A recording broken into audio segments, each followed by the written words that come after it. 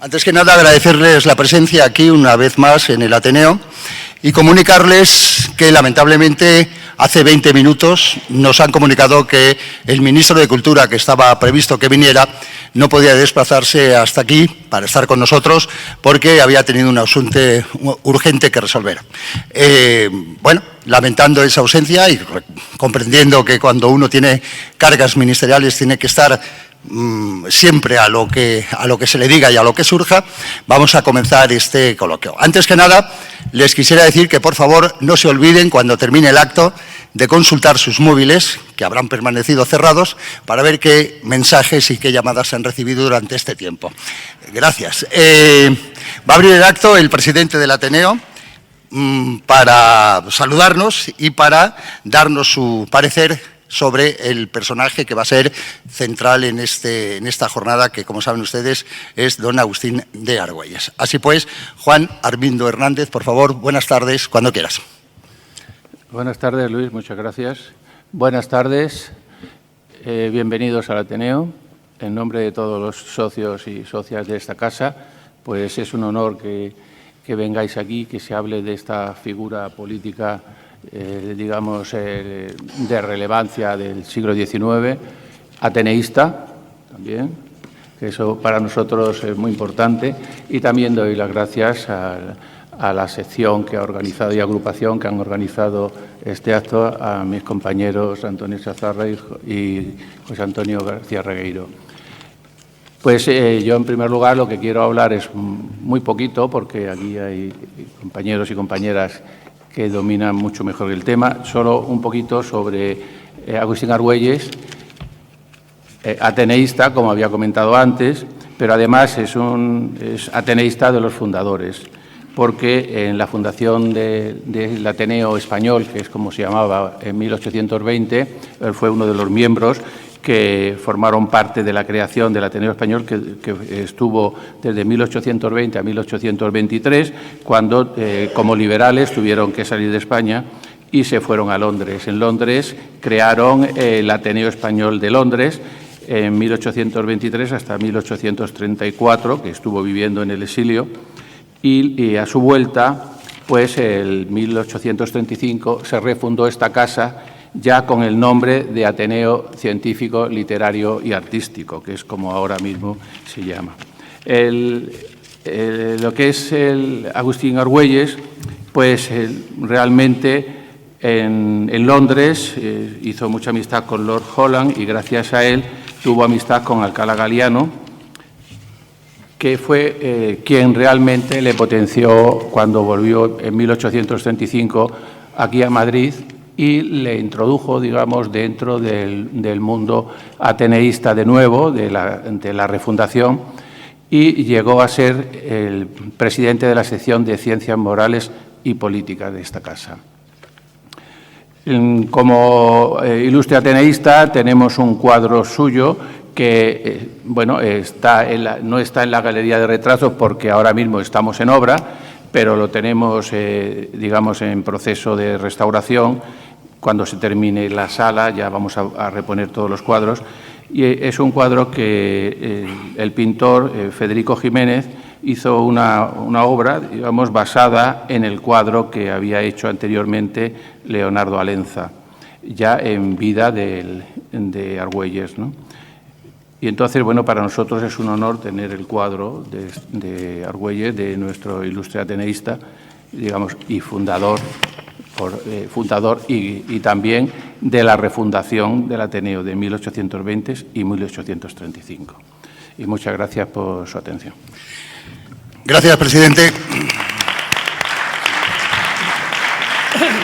La presentación del acto que hemos comenzado va a correr a cargo del profesor Chazarra, Antonio Chazarra. Profesor, cuando quiera.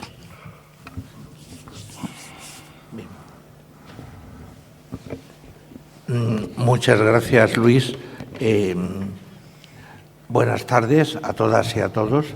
Les agradecemos su asistencia a este acto, que va a ser un acto bonito y entrañable.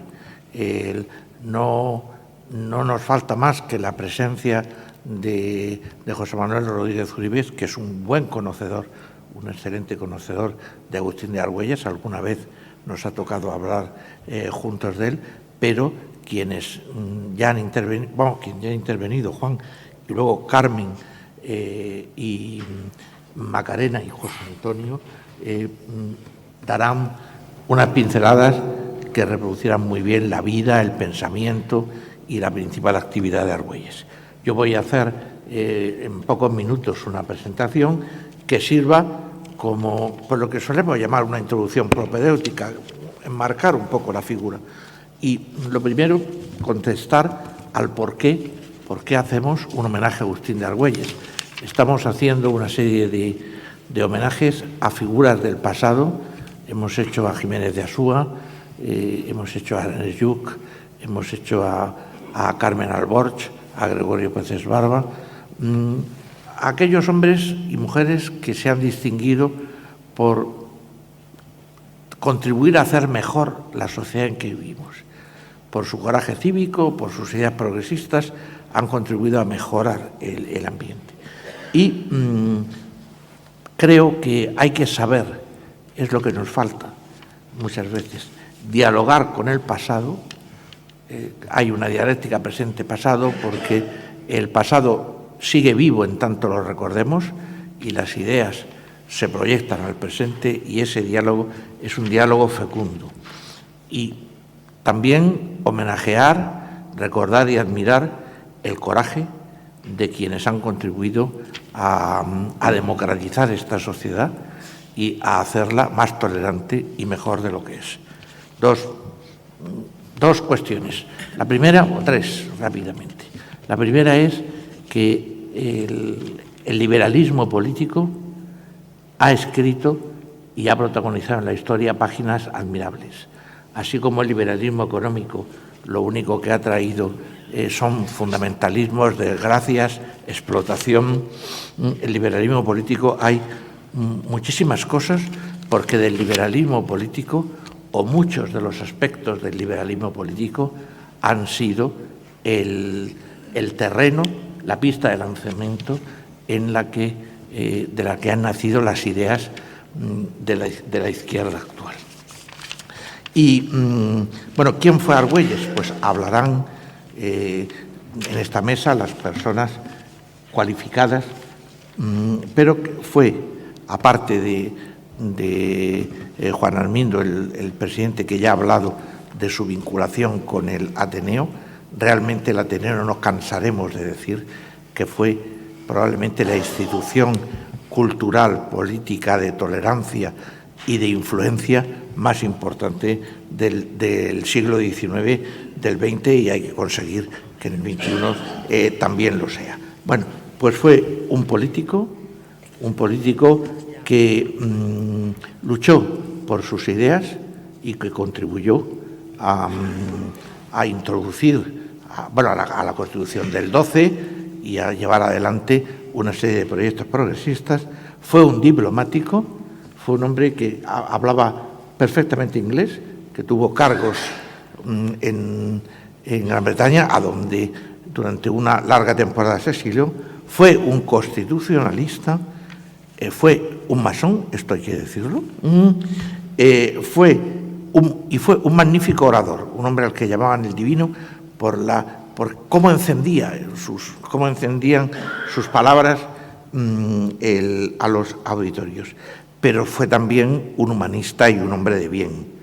En la Constitución del 12 escribió el prefacio, el preámbulo, o como le queramos decir, pero en la Constitución de 1837 también fue uno de los más importantes redactores, y para quien les gusta recordar estas cosas, también fue ministro y presidente de las Cortes en el 41.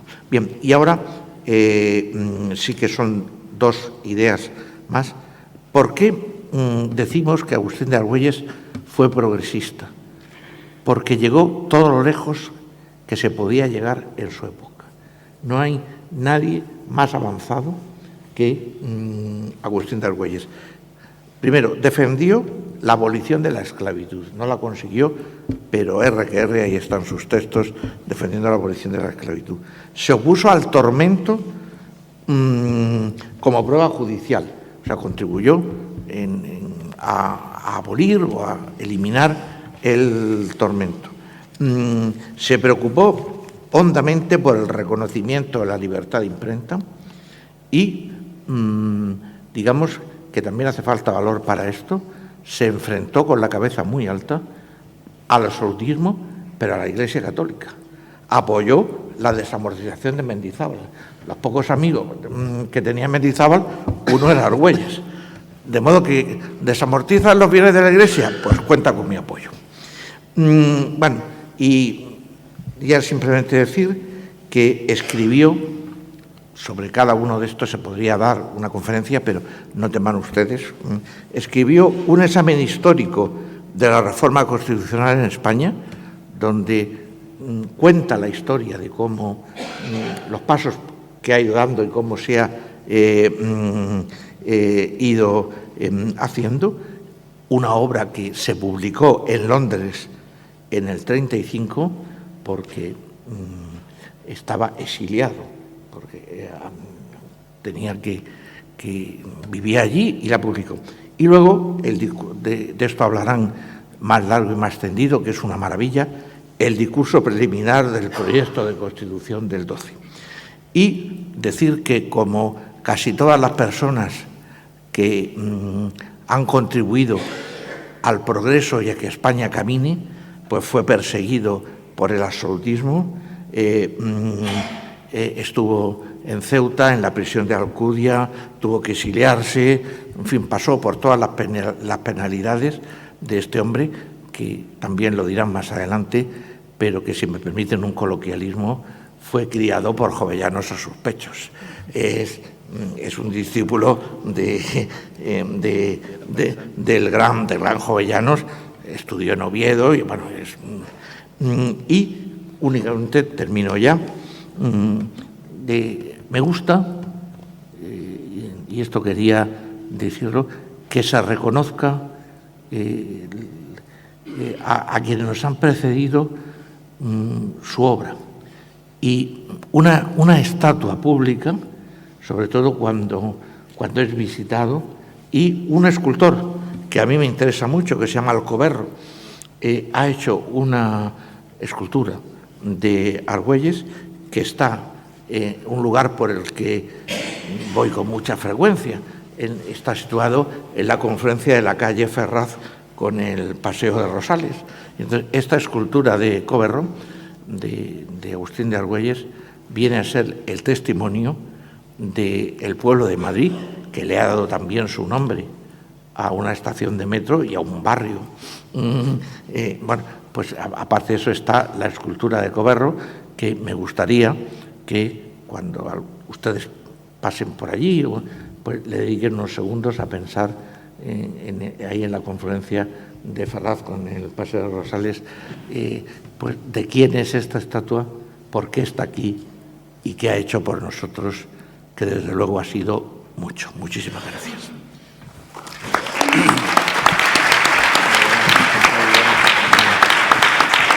En la sesión de hoy estamos asistiendo ya a la confección del profundo y completo retrato, desde varios y diferentes prismas, de un auténtico liberal. Agustín de Argüelles, con sus éxitos y frustraciones, encarna como pocos las virtudes y defectos de unos auténticos desconocidos que, por la fuerza de los acontecimientos, se convirtieron en los protagonistas de una etapa decisiva en la historia de España. Varias de esas etapas van a ser analizadas por los integrantes de esta mesa en un acto que desde ya estoy seguro de que va a captar la atención y el interés de todos ustedes. Argüelles puede ser considerado con justicia, cuanto menos, uno de los padres de la constitución política de la monarquía y, en consecuencia, del constitucionalismo español. Y junto a él, nombres que en positivo o en negativo escribieron las páginas de aquellos años convulsos y que sin su mención quedaría coja la historia. Solo algunos de ellos, naturalmente. Melchor Gaspar de Jovellanos, adscrito desde muy temprano al movimiento ilustrado que cristalizó posteriormente en el liberalismo. Fue en numerosas ocasiones impulsor y apoyo de Agustín Argüelles, dos asturianos ligados de alguna manera a un paisano, Rafael del Riego, quien con su rebelión contra el absolutismo de Fernando VII dio paso al trienio liberal presidido por la legalidad emanada de la Constitución de Cádiz. Riego ha pervivido en la memoria popular como un héroe mítico de la lucha por la libertad. Ahorcado por el poder absolutista en la Plaza de la Cebada de Madrid, la marcha que lleva su nombre fue adoptada de manera no oficial como himno nacional de España durante la Segunda República. Y por fin, desde luego, Fernando VII, el rey que pomposa y traicioneramente declaró: marchemos francamente, se ve que ella prometía, y yo el primero, por la senda constitucional, cierro comillas, por esa senda que más tarde no solo traicionó, sino que además reprimió con toda dureza y crueldad. Agustín de Argüelles Álvarez fue, como producto tardío de la Ilustración, un convencido defensor de la razón, de la libertad, del orden, de la cultura y de la política en el mejor sentido del término. Toda su vida, han dicho algunos de sus biógrafos, persiguió el ideal de la libertad sin licencia, de la libertad basada en la razón, la ilustración y la virtud, y en el sumo respeto a la ley. Su agitada vida, llena de éxitos y penurias, aislamiento y reconocimiento, se enmarca con exactitud en su época, la de la Revolución Liberal, caracterizada también por avances y retrocesos, logros históricos y violentos intentos de anularlos. Argüelles, como vamos a escuchar de forma inmediata, tuvo además, como muchos de sus contemporáneos, diferentes episodios masónicos que van a ser abordados por Carmen Barahona, secretaria de Organización del Partido Socialista Obrero Español de Madrid. Carmen, buenas tardes. Muchas gracias, Luis. Buenas tardes a todas y a todos. Bueno, yo el pasado año tuve la satisfacción de participar en esta docta casa en una de esas jornadas que mencionaba Antonio Chazarra de homenaje a grandes personajes. Participé en la dedicada a Jaime Vera, uno de los fundadores del Partido Socialista Obrero Español, junto a Pablo Iglesias, hace ya 140 años. Al documentarme me encontré con numerosos personajes que vivieron y desarrollaron un importante trabajo en nuestra capital del reino y que tienen un reconocimiento nominal en calles, plazas, glorietas, edificios. Constaté en ese momento lo poco que sé y que en general sabemos o recordamos sobre las aportaciones de estas personas a la ciencia, al arte, a la cultura, a los servicios políticos o comunitarios. Al mismo tiempo que pude comprobar mi ignorancia sobre estas personas, se despertó mi curiosidad de saber algo más sobre buena parte de las que tienen placas rememorativas en diversos lugares de nuestra ciudad. Y una muestra la tenemos, como decía Antonio Chazarra, en una estación de metro y un barrio, Argüelles. Tras este nombre se esconde don Agustín de Argüelles Álvarez, que fallece en 1844 y que tan solo 12 años después ya se dio su nombre a uno de los barrios de ensanche de nuestra ciudad. Bueno, y decir que su sepultura está en el pabellón de hombres ilustres. Despertada mi curiosidad sobre Agustín de Argüelles, me encuentro que era tildado, dicho como eufemismo, pues en realidad era acusado de masón. Palabra esta blasfema y endemoniada que hirió mi sensibilidad infantil y de inicio a la adolescencia al leer y oír que la masonería era la causante de todos los males de la humanidad. Luego también me enteré de que la masonería era responsable de los males de la nación española, junto con los comunistas y los judíos. Así quedó de modo bastante latente en mi imaginación y en la curiosidad infantil, ¿qué será eso de la masonería? Y recientemente, en el traslado funerario helicoidal al mausoleo de Mingo Rubio, se me exhumaron los recuerdos infantiles sobre el tema y releí que el portador de Valores Eternos escribía artículos bajo seudónimo en el periódico Arriba para cargar contra los masones. En 1952 estos artículos se recopilaron en un libro titulado Masonería y, entre otras perlas, transcribía lo siguiente. El secreto es que hemos topado con la masonería, con esa lacra que ha invadido el mundo en el siglo XIX y que para España fue causa de todas sus desdichas, que hoy reina y triunfa en los medios políticos internacionales del Occidente. La masonería se constituye así en el mayor enemigo de los principios democráticos. El dictador, que no era enemigo de los principios democráticos, sino el paradigma de la democracia, ya en septiembre de 1936 decretó contra la masonería en los siguientes términos. La francmasonería y otras asociaciones clandestinas son declaradas contrarias a la ley. Todo activista que permanezca en ellas tras la publicación del presente edicto será considerado como reo del crimen de rebelión. En 1940 decreta la Ley de la Represión de la Masonería y del Comunismo, si bien este ya se perseguía a través de la Ley de Responsabilidades Políticas. Condenas de 30 años de cárcel, inhabilitación absoluta y perpetua para cargos de dirección en empresas y organismos públicos y privados, confinamiento, destierro, expulsión de los respectivos cuerpos funcionarios y un largo etcétera. La coincidencia de esta actividad de hoy, dedicada a Agustín de Argüelles, y el reciente traslado fúnebre, me incitaron a reflexionar y a interesarme un poco más sobre la masonería y en especial sobre su impacto en la transformación de la sociedad española.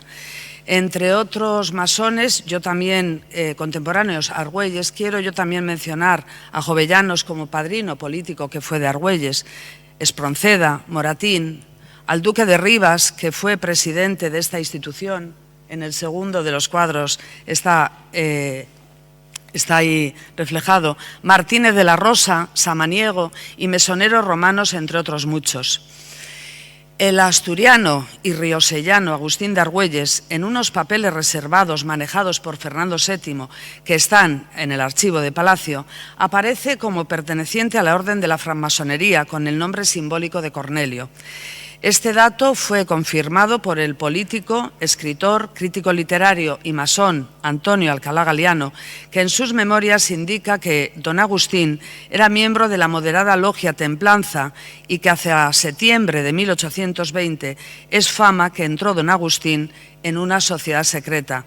Este testimonio parece echar por tierra la creencia de que fuese masón ya en las Cortes de Cádiz, que proclamaron la primera Constitución española, la de 1812, y en la que tuvo un papel preponderante como artífice de la misma. También decía en sus memorias Alcalá Galiano, afirma que Argüelles no formó parte del cuerpo supremo de la orden, ni siquiera que lo pretendió.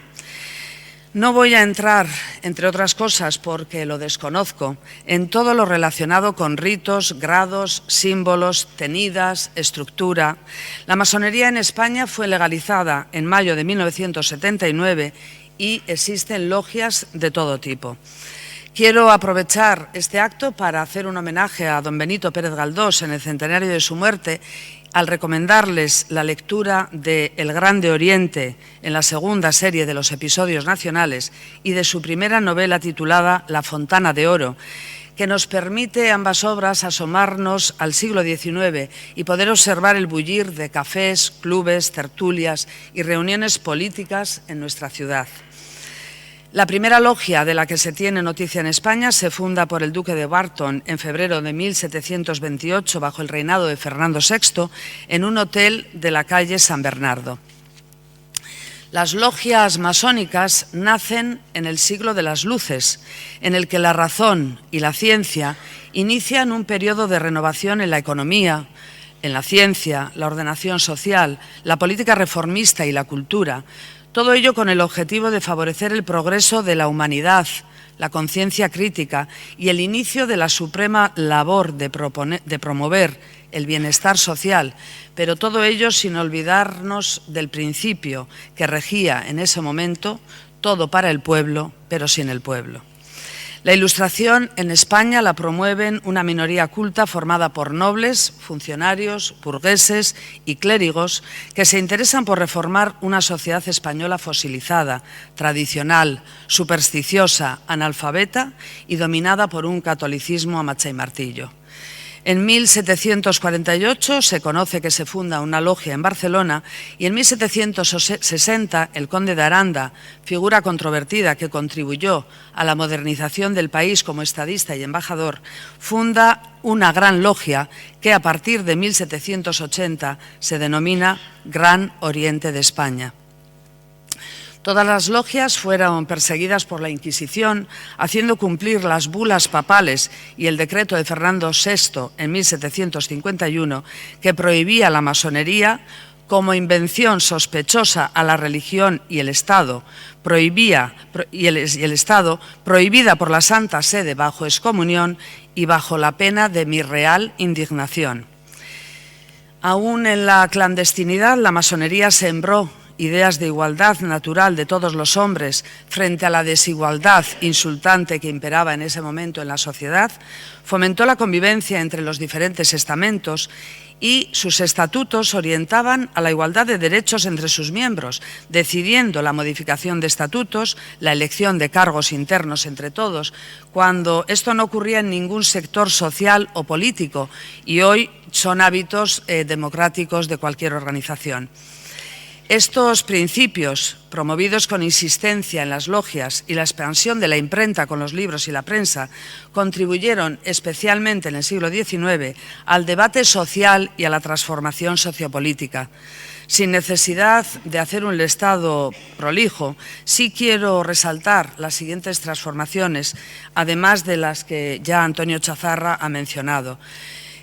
La desaparición de monarquías absolutas, independencia de nuestras colonias, la abolición de la esclavitud, que ha mencionado Chazarra, eliminación de la Inquisición, sufragio universal masculino, libertad de cultos, desarrollo de derechos individuales como la abolición de la pena de muerte, reformas en la educación, exigencia de la laicidad, reformas pedagógicas y fomento de la investigación, cultivo de las ciencias y las artes, la cuestión social y un largo etcétera. En resumen, la masonería, bajo el yugo trinitario de libertad, igualdad y fraternidad, asienta las bases de la promoción progresiva de la libertad de conciencia, la libertad filosófica y religiosa, el respeto individual, la tolerancia y la solidaridad. Mientras tanto, Cornelio, en lo retórico y oratorio bautizado como el divino, en sus proposiciones en las Cortes promovía, como ha dicho Antonio, la abolición de la tortura o tormento usado como recurso en la obtención de pruebas judiciales, la abolición del comercio de esclavos, la igualdad de representación de América y la madre patria, la abolición de señoríos, además del papel importante que tuvo en la elaboración de la Constitución de 1812. Numerosos masones, en ocasiones ejerciendo como políticos, han colaborado en la transformación de la sociedad española desde el siglo XVIII hasta la actualidad. Con demasiada frecuencia, muchos ciudadanos se han tenido que enfrentar a poderes fácticos por cuestiones trascendentales o bizantinas, con la amenaza constante de persecución, condena de riesgo de su vida por subversivos y miembros de supuestos contubernios y conjuras bajo la inspiración de Satán, del judaísmo o del comunismo.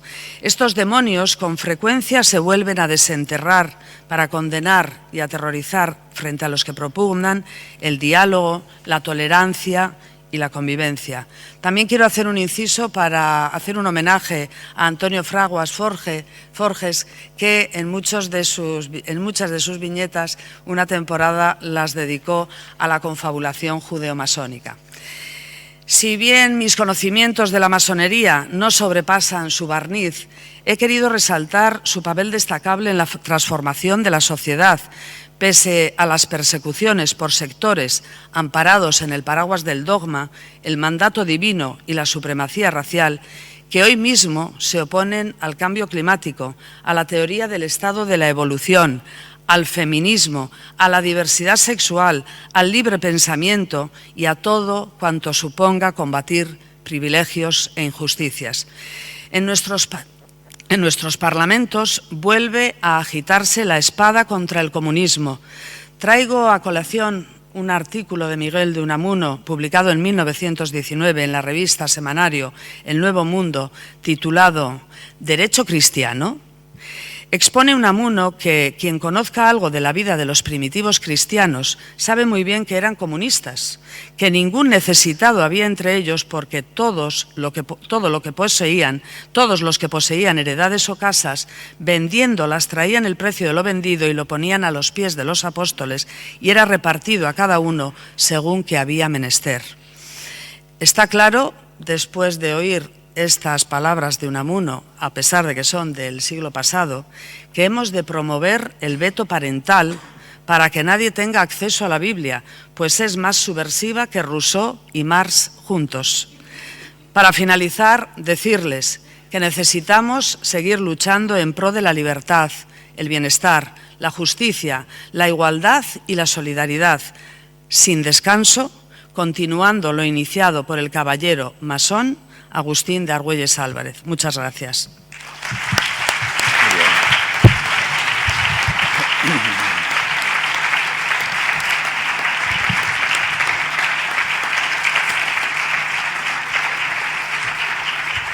La verdad es que Carmen Barahona no defrauda nunca, ¿eh? Argüelles fue el principal orador de las Cortes de Cádiz, el absoluto dominador de aquel congreso. El diario de sesiones, aquel diario de sesiones, recoge más de 500 intervenciones parlamentarias en tan solo 3 años. Solía abrir los debates e intervenir para acotar las más conflictivas situaciones. En todo ese tiempo perdió tan solo una votación. El brillante estilo de su apasionada oratoria hizo de él un rival prácticamente imbatible. El público acudía en gran número a las galerías de invitados para seguir sus discursos. Ahí nació el apodo, el Divino, que lo acompañó ya para siempre. Y entre todas esas intervenciones destaca el discurso preliminar que dio pie al nacimiento de la PEPA. José Antonio García Regueiro es presidente del Arco Europeo Progresista y presidente de la agrupación ateneística. Agustín Argüelles fue también letrado del Tribunal Constitucional. José Antonio, buenas tardes.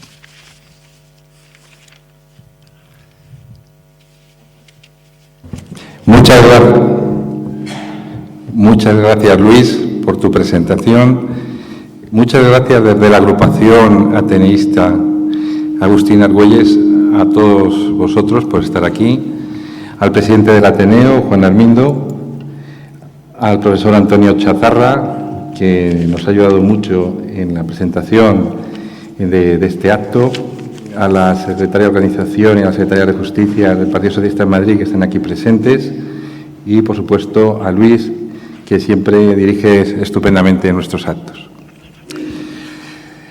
Bien, la razón de hacer este homenaje a Agustín Argüelles es porque no solamente es una figura relevante en la historia de España, en la historia política, constitucional, sino también porque estamos pasando momentos delicados en nuestra historia y es importante muchas veces recuperar el pensamiento, la obra, la figura de quienes en su momento, en situaciones todavía más complicadas que las actuales, dieron su vida, sus conocimientos para que España siguiera progresando, siguiera avanzando. Agustín Argüelles, por eso, es una figura emblemática, una figura poliédrica, como ha explicado los que me han antecedido, político, constitucionalista, masón, jurista, y por lo tanto entendíamos que merecía este homenaje. La razón de constituir en su día la agrupación Agustín Argüelles tiene mucho que ver con los inicios de cuando a mí me nombraron, ya hace años, letrado del Tribunal Constitucional. Al poco tiempo de mi nombramiento como letrado del Tribunal Constitucional hubo unas jornadas sobre constitucionalismo. Normalmente en el Tribunal Constitucional hacemos todos los años unas jornadas que vamos distribuyendo por distintos lugares de España. Siempre se trata distintos temas. Y hubo un año, ya estaba yo allí en el Tribunal Constitucional, que se trató la cuestión de la historia del constitucionalismo en España. Y una figura que a mí me llamó mucho la atención fue precisamente Agustín Argüelles. Y desde entonces, pues, lo he estudiado, lo he intentado conocer mejor, su figura. En mi caso, fundamentalmente, siempre me he fijado mucho en su figura de jurista constitucional, quizás sea el precedente más importante en la historia de España de jurista constitucional, de esa doble amplitud. Y prueba de ello es que, cojáis el texto que cojáis, Agustín Argüelles es un personaje que se le atribuye una intervención decisiva en la Constitución de Cádiz y, sobre todo, en el discurso preliminar de la Constitución de Cádiz, que están muy vinculados, aunque tienen algunas, como es normal, diferencias. ¿Qué es lo que procuraba Agustín Argüelles en el discurso preliminar? Pues Agustín Argüelles se encuentra en el discurso preliminar con la necesidad no solamente de hacer un texto de introducción a la Constitución, sino también hacer un texto que salvaguarde a la Constitución, a la futura Constitución de Cádiz, de las arremetidas que era fácil esperar. Como sabéis, era un momento en que estaba España en guerra por la invasión napoleónica. Y se producía una evidente confusión, que venía derivada de que una cosa era la guerra y otra cosa era la guerra de las ideas. Pero todo se confundía según los intereses de cada una de las partes. Teníamos tanto a Carlos IV como a Fernando VII en Bayona, digamos, detenidos, entre comillas, por Napoleón, viviendo, como no, como príncipes, y teníamos en España pues una guerra permanente, a través fundamentalmente, más que por ejércitos regulares, por las guerrillas, y esa situación de inestabilidad, que es la que provoca que, según avanzan las fuerzas francesas, se tenga que llevar a la ciudad de Cádiz, la capital, va a crear una situación curiosa, y es que la mayoría de los intelectuales, y entre ellos, lógicamente, juristas, políticos, están en Cádiz.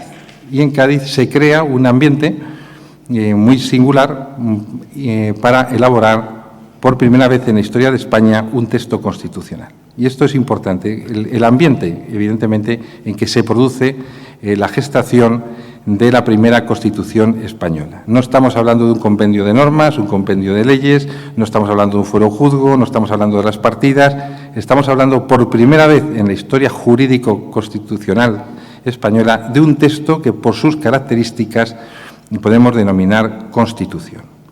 Previamente, en el año 1808, el rey José Bonaparte había dado, como sabéis, el Estatuto de Bayona, que intentaba imitar una Constitución, pero le faltaba el elemento constituyente. Era, en definitiva, una mezcla entre carta otorgada y, digamos, rasgos pseudo-constitucionales heredados del constitucionalismo francés, pero no era una Constitución. ¿Qué se produce, por lo tanto? ¿Con qué tiene que enfrentarse Argüelles cuando se entiende o tiene que empezar a trabajar con la declaración preliminar a la Constitución de 1811? Lo primero, que entre los compañeros diputados que van a intervenir o que quieren intervenir, pues está el ala liberal y el ala conservadora. Él pertenece al ala liberal, un ala liberal, digamos, que intenta ser conciliadora, no es la más radical desde el punto de vista de traer a lo mejor las ideas más extremas que puedan venir de Francia, pero quiere que se pueda avanzar en determinados principios. Si observamos la declaración preliminar, hay dos elementos que se distinguen nítidamente.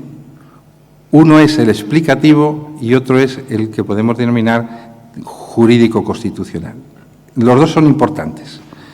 Uno sin el otro no se entendería lo que es, efectivamente, ni la declaración preliminar ni la Constitución de 1812.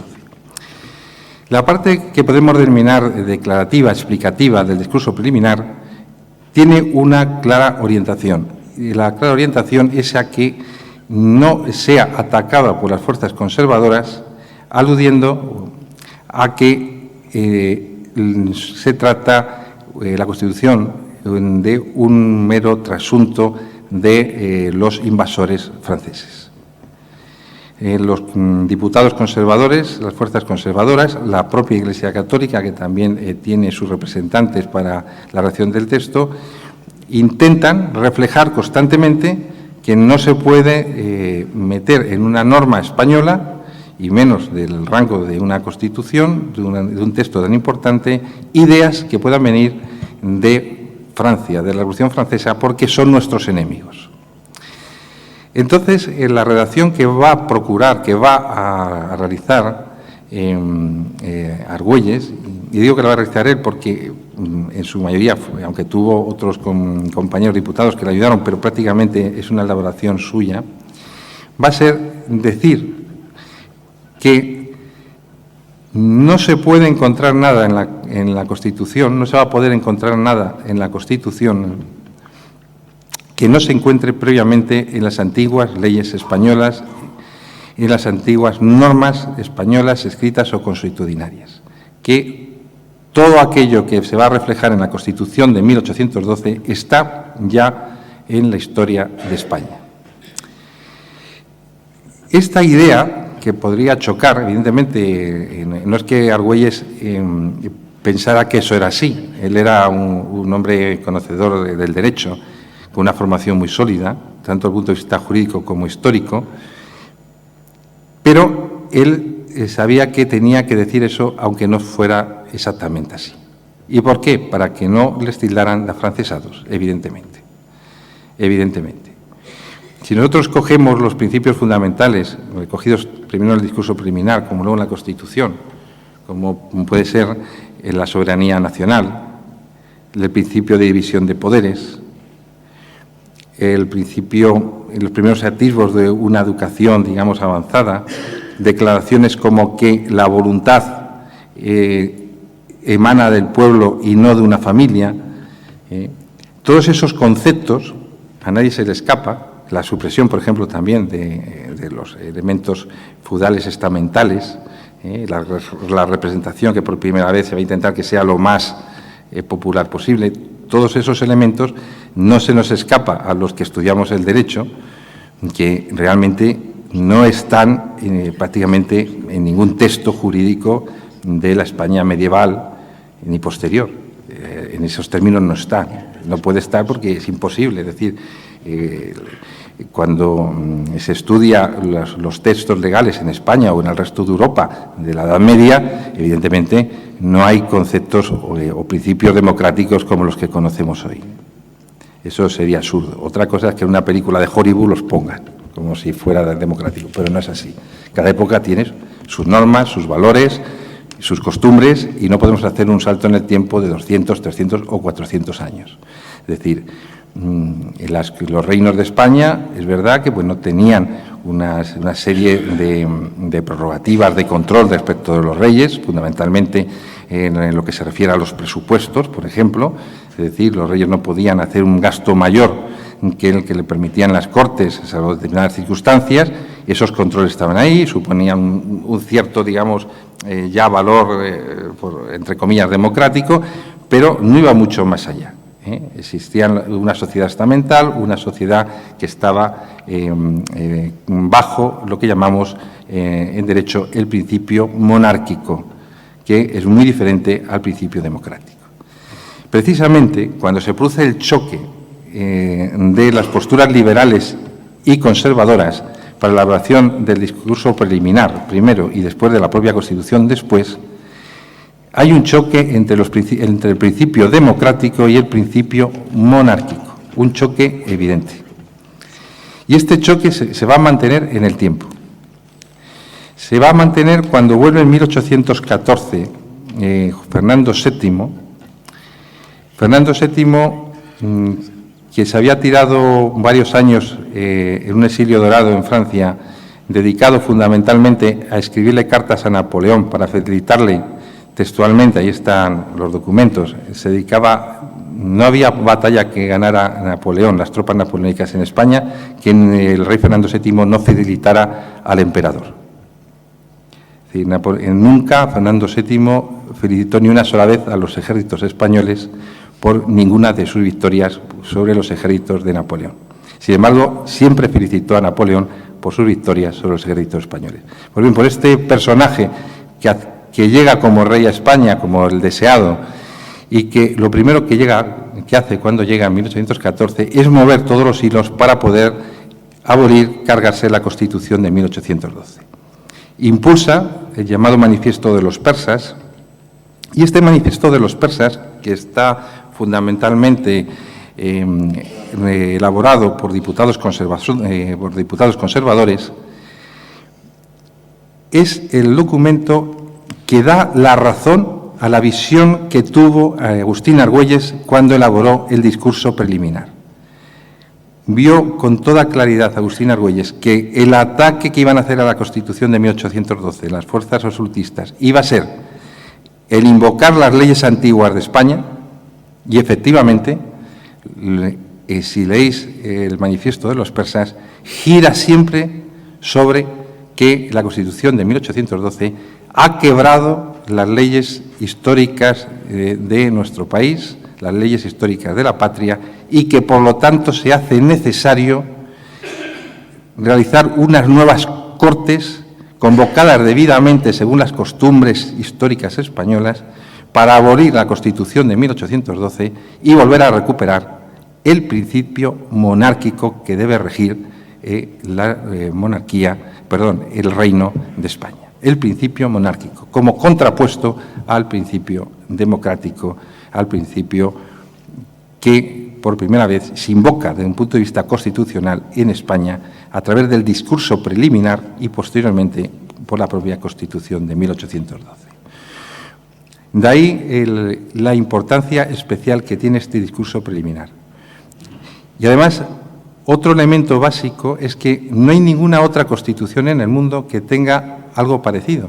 Sí pueden tener preámbulos constitucionales, pueden tener títulos preliminares, pero ninguno en la idea de blindar frente a lo que se venía a la Constitución que nacería después del propio discurso.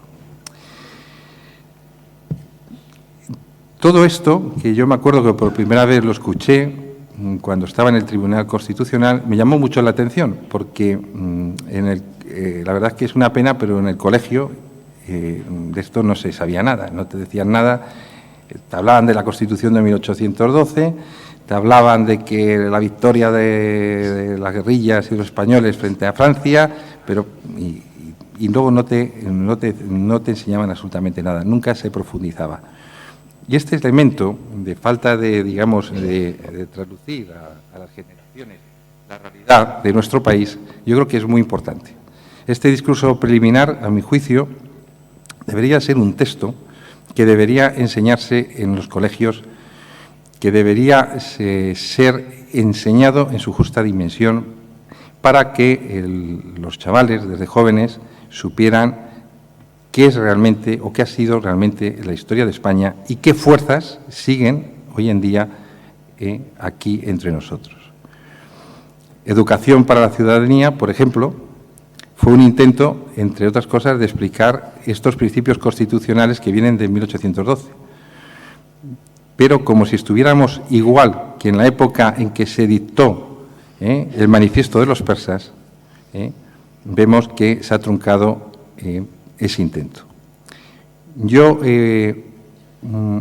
os invito a que leáis algunos textos que salieron contra educación de la ciudadanía hace pocos años y lo comparéis con el Manifiesto de los Persas de 1814.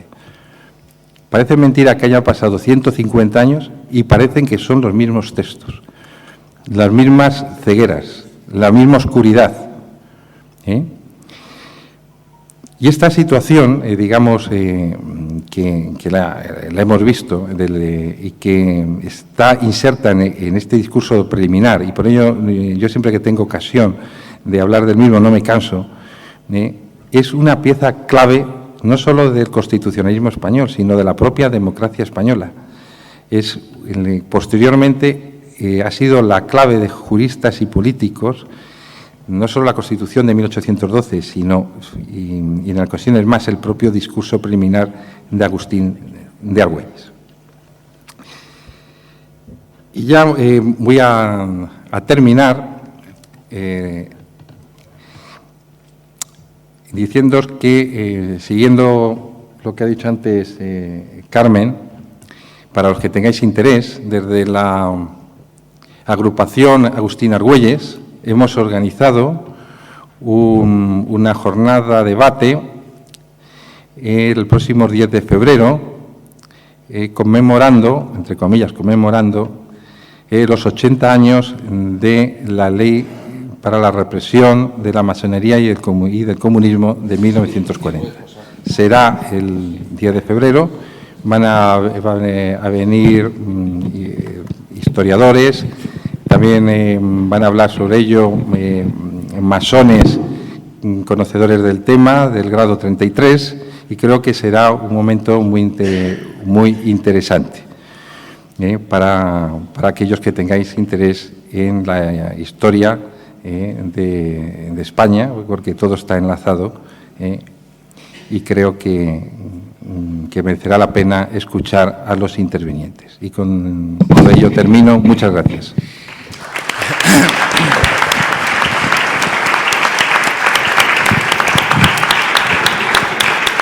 Yo tengo que decirte, José Antonio, que alabo tu buena voluntad, pero sí, surgirá un pin parental que no dejará estudiar en los colegios el discurso preliminar de Agustín de Argüelles, seguro. Ha hablado reiteradamente algunos de los intervinientes del rey Fernando VII. Bueno, el carácter tan cínico de esta persona lo llevó cuando tuvo que, por obligación, porque las oportunidades mandan, de formar un gobierno, digamos, liberal.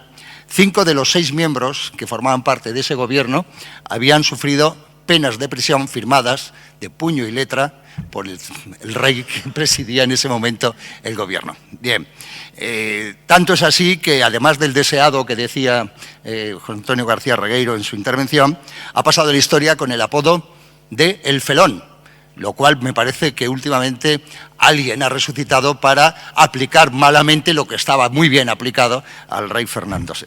Bien, Argüelles era un verdadero torrente en las Cortes. Hablaba de todo, de la administración de justicia, de la libertad de imprenta, de las reformas de ultramar, de la elaboración de un plan para la hacienda pública o de la abolición, como decía Carmen Barahona, de la tortura, de la esclavitud y de la Inquisición. Defendió el libre comercio y la libertad de contratación. Todo ello basado en sus ideales liberales, unos ideales que plasmó con todo entusiasmo y vigor en el ya mencionado discurso preliminar de la Constitución de 1812. Macarena Elvira es secretaria del Área de Justicia, Función Pública y Nuevos Derechos del Partido Socialista Obrero Español de Madrid. Macarena, por favor. Muchísimas gracias. Buenas tardes, amigas y amigos. Quiero agradecer al Ateneo la organización de este acto. Me siento muy halagada por participar en esta jornada. Especialmente quiero darle las gracias al presidente, a Juan Armindo, al presidente de la sección de Filosofía, Antonio Chazarra, al presidente de la agrupación ateneísta, Agustín Argüelles, José Antonio García Regueiro, que además es un excelente jurista y un buen amigo, y, como no, a mi compañera Carmen Barahona, secretaria de organización, y que, bueno, hay algún aspecto que no conocéis de ella, que hizo una grandísima labor en Rivas cuando fue concejala de Cultura. Muchas gracias a todos y a todas. Vamos a centrarnos ya en lo que nos trae aquí hoy. Soy la última en intervenir y, bueno, pues algunas cosas que tenía preparadas ya se han comentado. Y antes de entrar a hablar del contenido de la Constitución de 1812 y cómo Agustín Argüelles impregna sus ideas liberales en ese texto a lo largo de todo el articulado, es importante, aunque ya han dado algunas notas, hacer referencia al contexto histórico en el que va a cuajar la Carta Magna de 1812. Nos encontramos en el año 1808, en el que se produce una crisis del antiguo régimen, una crisis del absolutismo, y todos conocemos el motín de Aranjuez, que es una sublevación al antiguo régimen, y propician la abdicación de Carlos IV, que renuncia a favor de Fernando VII. Pero Fernando VII, ante la situación de inestabilidad política en España, se refugia en los franceses, en el emperador Napoleón y empieza la Guerra de la Independencia con una invasión de las tropas napoleónicas en España. Fernando VII se marcha a Burgos y luego a Bayona para encontrarse con Napoleón y cede los derechos del trono a José Bonaparte, a su hermano. Pero el pueblo de Madrid no se resigna y no acepta esta usurpación y esta situación, y el 2 de mayo el pueblo de Madrid se subleva frente a las tropas de Napoleón y empieza a organizarse política y militarmente en torno a una junta central que va a vertebrar una serie de juntas provinciales que se van a enfrentar al Consejo de Castilla que Fernando VII crea para auxiliar y apoyar a las tropas de Napoleón. Pero poco a poco las tropas de Napoleón pues, van avanzando, van ganando posiciones en la península y la Junta Central se traslada primero a Sevilla y después a la isla de León. Y ahí empiezo a hablar ya de la figura de Agustín Argüelles, que nace en Ribadesella, asturiano, como ya han comentado, estudia en la Universidad de Oviedo, está formado en filosofía, en leyes, en derecho canónico, buen conocedor de las lenguas clásicas como el latín y el griego, y dominaba perfectamente el idioma inglés y francés. Y precisamente es el dominio de las lenguas y del inglés el que le lleva a trasladarse a Londres a una misión especial y ahí toma contacto con el parlamentarismo británico y con la ciencia política. Y en ese momento es cuando sucede la invasión francesa, la Guerra de la Independencia, y toma contacto con los comisionados de la Junta Provincial de Asturias y a partir de ese momento ya decide regresar a España con ellos, llamado por su amigo Jovellanos, y se integra en la Junta Central que va a propiciar y va a preparar todo el proceso de elaboración de la Constitución de 1812. La Junta Central, ante ese vacío de poder y la usurpación por parte de José Bonaparte, se disuelve y se crea el Consejo de Regencia, que es el que, a través de un decreto de 24 de septiembre de 1810, convoca a las Cortes Generales y Extraordinarias y les dota de un poder constituyente.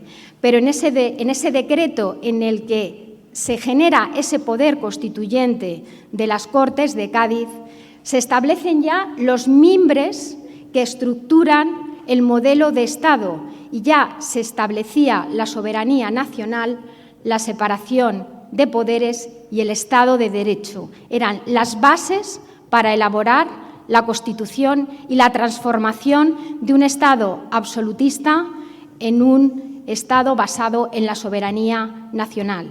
Es la raíz y el inicio de la democracia representativa. Agustín Argüelles, integrado en la Comisión Constitucional y diputado por Asturias, empieza a trabajar de una manera muy intensa en las sesiones parlamentarias de elaboración del texto constitucional y no fue fácil aprobar ese texto porque, teniendo en cuenta la composición de la Asamblea Constituyente, un tercio pertenecía al clero y los 2 tercios pertenecían a militares y al resto de la sociedad civil, pero tenían posiciones ideológicas muy dispares y enfrentadas. Nos encontramos con el grupo realista, como ha comentado José Antonio, los liberales y los americanistas. Los realistas, mucho más conservadores, eran contrarios a la monarquía absoluta, pero tampoco aceptaban las ideas surgidas de la Revolución Francesa y no iban a aceptar de ninguna manera ni de buen grado que se introdujeran conceptos que estaban recogidos en la Constitución francesa de 1791. Los liberales, del que el máximo representante es Agustín Argüelles, defensores férreos de la soberanía nacional y de la separación de poderes, y los americanistas, diputados representantes de las provincias de ultramar, con ideas mucho más avanzadas, eran defensores de la República y del federalismo. Tuvieron que conciliar posiciones los distintos grupos para llegar a ese texto común. Yo creo que en ese contexto, quizá con 2 siglos de diferencia, sí que se puede extrapolar al consenso que se consiguió cuando se aprobó la Constitución del 78. Algunas de las ideas tuvieron que cederse para que no hubiera enfrentamientos y poder llegar a esa transformación de la nación, acabar con el Estado absolutista y conseguir un régimen democrático que consiguiera avances sociales y prosperidad para España. Entrando ya en el contenido de la Constitución del 12 y, sobre todo, en cómo están regulados los derechos, quiero detenerme fundamentalmente en 3 partes: en la soberanía nacional, en la importancia de la educación y el derecho a la educación, el cómo se justifica la separación de poderes y por qué no hay en la Constitución de 1812 un título específico en el que se establece un catálogo de derechos del individuo y de libertades públicas.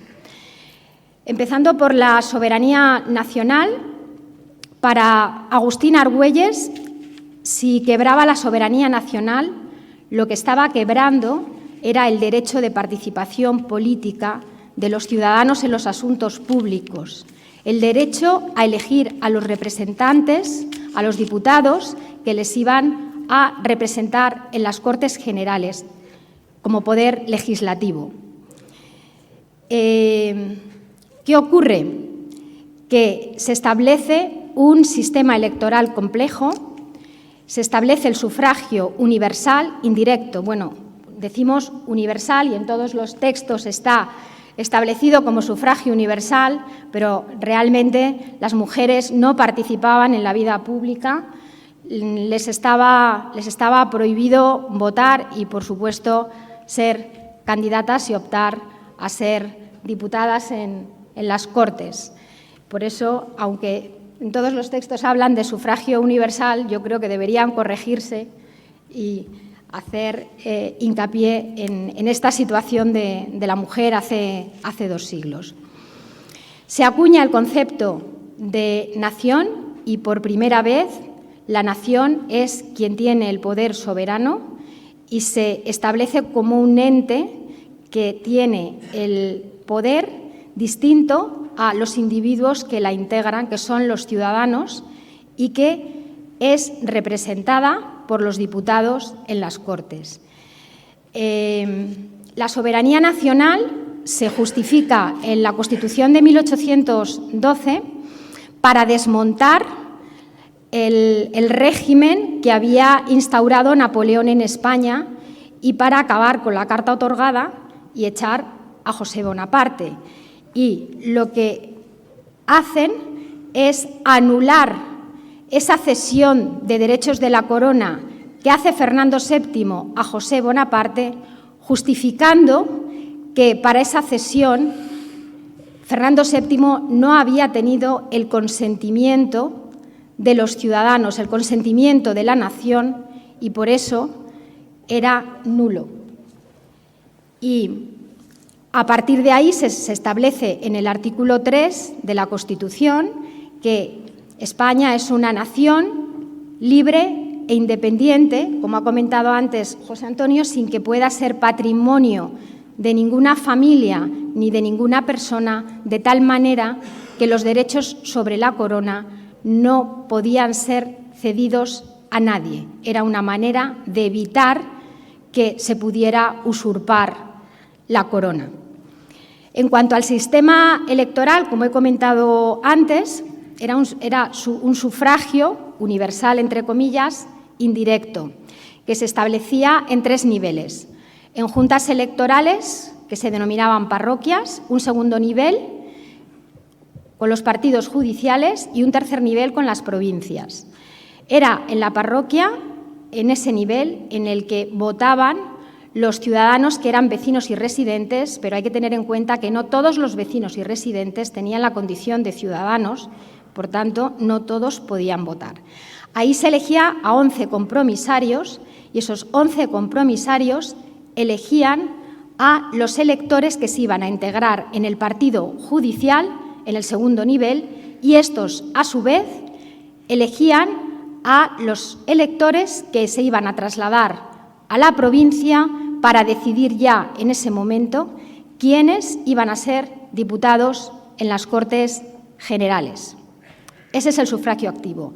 Junto al sufragio activo, el sufragio pasivo es mucho más restringido, es un sufragio censitario y además de los requisitos que se exigían para el sufragio activo, se exigían otros 2 requisitos más. Uno, en relación al origen o a la residencia, en cuanto que tenían que haber nacido en la provincia por la que se presentaban o haber vivido al menos 7 años en esa provincia, y uno, económico, porque los posibles candidatos debían tener un nivel de renta. Por supuesto, en el año 1812, pues tener un poder adquisitivo, tener rentas, estaba al alcance de muy pocos ciudadanos y, por tanto, era bastante restringido.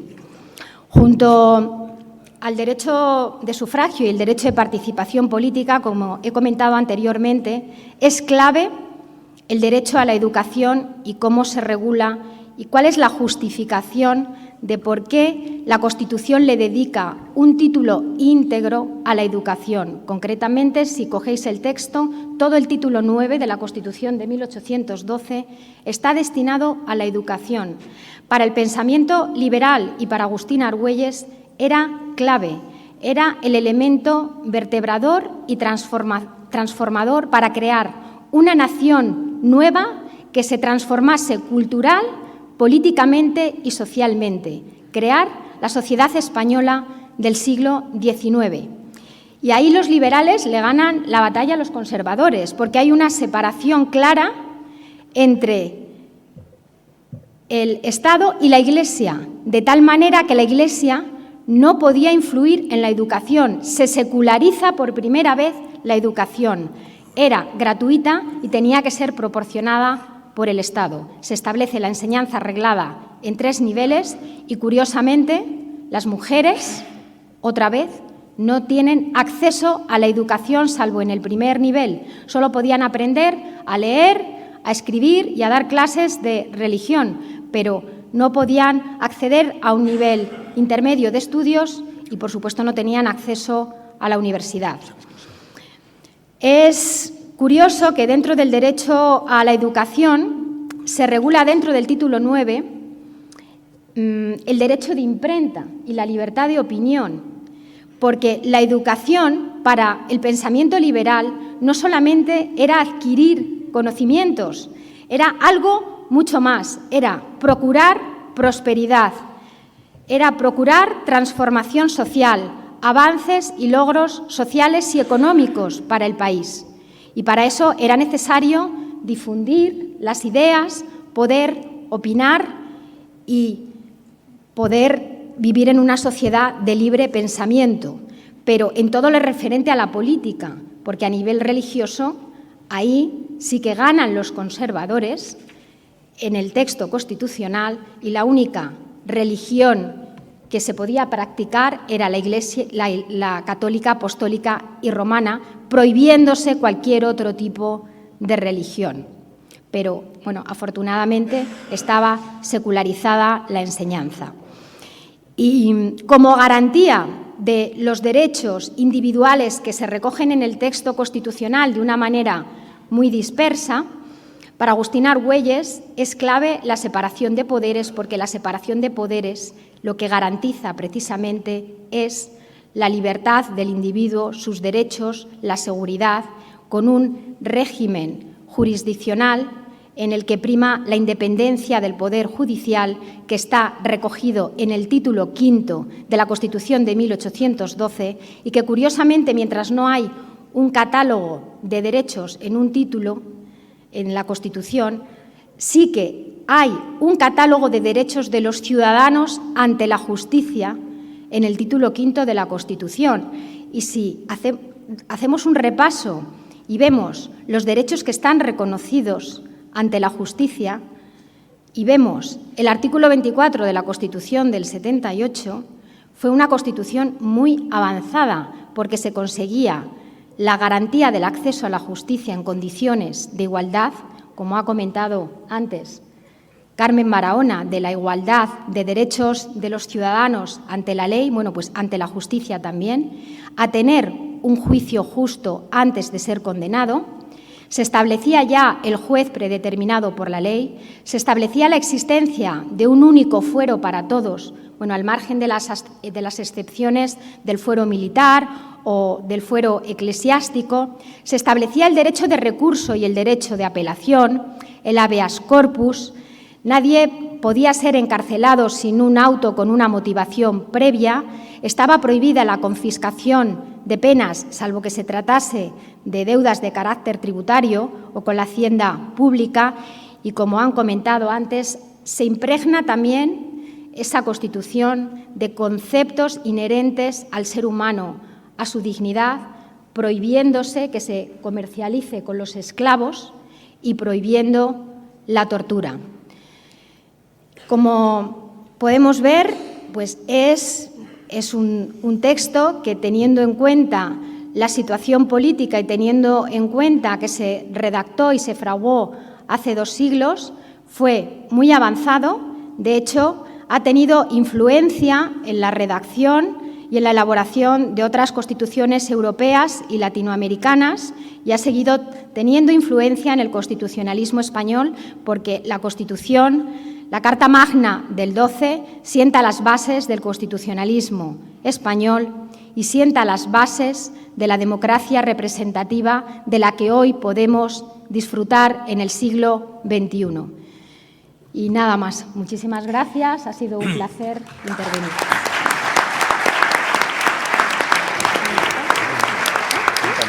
Muchas gracias, Macarena. Antes de finalizar el acto, él ha saludado, va a despedir también el presidente del Ateneo, Juan Armindo Hernández. Juan. Muchas gracias, Luis. Bueno, en primer lugar, de parte de todos los socios y socias ateneístas, enhorabuena. Han sido espléndidas todo lo que nos habéis contado y transportado a aquella época, digamos, como el origen de nuestras libertades. Y quiero pues hablar un poquito de que este año el Ateneo cumple 200 años. Celebramos nuestro bicentenario. De la fundación de 1820, que antes en la introducción o en la apertura comenté, pues quería también bueno, pues contar una pequeña anécdota, digamos, un pequeño fragmento de la historia de aquellos años, que fue bastante convulsa para el Ateneo, porque en 1820 pues un grupo de liberales, políticos, intelectuales que fundaron el Ateneo, pues solo duró el trienio liberal hasta 1823, que tuvieron que exiliarse en Londres. En Londres pues fundaron el Ateneo Español en Londres, pero a la vuelta, en 1834, pues se dio la circunstancia en la cual había una generación más jóvenes de ateneístas que querían fundar un nuevo Ateneo, mientras que los fundadores del origen, del 1820, pues querían que continuase el Ateneo, porque estaban todos ejerciendo de ateneístas y habían venido precisamente de Inglaterra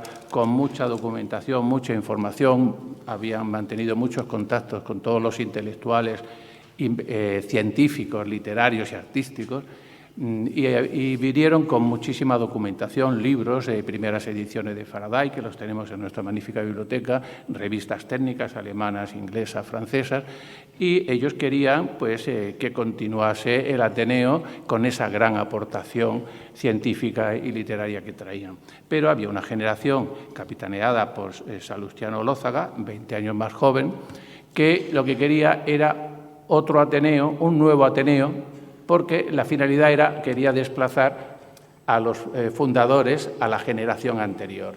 Y los nuevos pues no querían que continuase porque los fundadores eran, digamos, los que ostentaban los cargos, ¿no? Entonces hubo grandes discusiones, bueno, pues durante todo un año prácticamente estuvieron en tira y afloja, negociando, hasta que Ángel Fernández de los Ríos, dentro del grupo de los jóvenes, consiguió llegar a un acuerdo con Ángel de Saavedra, el duque de Rivas, que ha mencionado antes Carmen, y también con Agustín Argüelles y otros miembros de la primera Junta Ateneísta, de tal forma que convenció a Ángel, que era un gran orador y un buen diplomático, convenció de que se refundase el Ateneo, que siguiese la generación anterior y que la nueva se incorporase. Para ello cambiaron el nombre, en vez de Ateneo Español lo llamaron Ateneo de Madrid. Pero debido a la... Bueno, y fue nombrado primer presidente de la refundación Ángel Saavedra, el duque de Rivas, tercer duque de Rivas, que lo tenemos allí en la tercera, en la segunda, el segundo cuadro, de tal forma que fue el primer presidente de la segunda etapa y el segundo presidente fue Salustiano Olózaga, que es el tercero. De tal forma que hubo, digamos, un consenso, pero para nosotros, ahora mismo, los que estamos en el Ateneo, una de las razones o una de las circunstancias que más nos gusta es que el nombre fue Ateneo de Madrid, pero fue cuando se incorporó el nombre de Ateneo Científico, Literario y Artístico. Y en primer lugar se designó como científico debido a esa gran información, esa gran documentación que trajeron desde Londres, de tal forma que el Ateneo se convirtió en un centro de investigación donde venían todos los investigadores, todos los ingenieros, todos los que tenían inquietudes en ese ramo, venían al Ateneo y era realmente el único sitio de España donde tenían esas revistas actualizadas y de los grandes avances tecnológicos. Eso para nosotros nos enorgullece y aquí seguimos manteniendo nuestra excelente biblioteca. Y también agradecemos que haya sido una refundación y una continuación porque la biblioteca que tenían los primeros fundadores pasó a formar parte de la segunda y tenemos una de las mejores bibliotecas de Madrid con cerca de 500.000 volúmenes. Bueno, y lo que quiero deciros es que el día 24 de octubre inauguramos nuestro bicentenario y al cual estáis todos invitados. Y muchas gracias.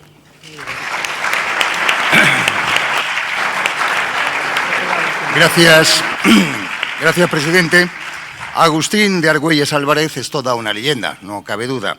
Nadie como él encarna la interminable lucha por la implantación en España del Estado liberal. Un duro camino, lleno de glorias y miserias, como hemos dicho, que se inició en 1808 y que para él finalizó, elegido una vez más, por cierto, diputado en 1844, fecha de su muerte. Yo creo que el mejor homenaje que hoy le podemos tributar es decir todos juntos y con convicción: señor Argüelles, continuamos. Muchas gracias por haber estado con nosotros un día más en el Ateneo de Madrid. No se olviden de conectar los móviles, que seguro que tienen algún mensaje. Buenas tardes.